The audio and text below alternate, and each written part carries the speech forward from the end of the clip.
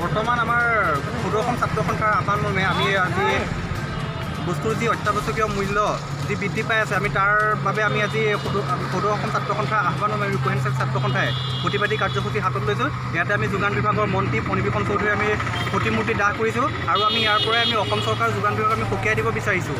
যদি অত্যাৱশ্যকীয় বস্তুৰ যদি মূল্য যদি তেওঁলোকে কমাব নোৱাৰে আমি ইয়াতকৈ জংকী আন্দোলন আমি হাতত ল'বলৈ বাধ্য হ'ম। আৰু যদি অসম চৰকাৰ ভাৰত চৰকাৰে যদি অত্যাৱশ্যকীয় মূল্য যদি দাম যদি কমাব নোৱাৰে তেওঁলোকে পদত্যাগ কৰাই ভাল। তেওঁলোকে গাড়ীত থকা কোনো অৰ্থই নাইকিয়া। আমি ইয়াৰ পৰাই সকীয়াই দিছোঁ অতি শীঘ্ৰে তেওঁলোকে ইয়াৰ ওপৰত ব্যৱস্থা লওক, অন্যথা আমি সদৌ অসম ছাত্ৰ সন্থাই ইয়াতকৈ আমি জংকী আন্দোলন আমি গঢ়ি তুলিবলৈ বাধ্য হ'ম।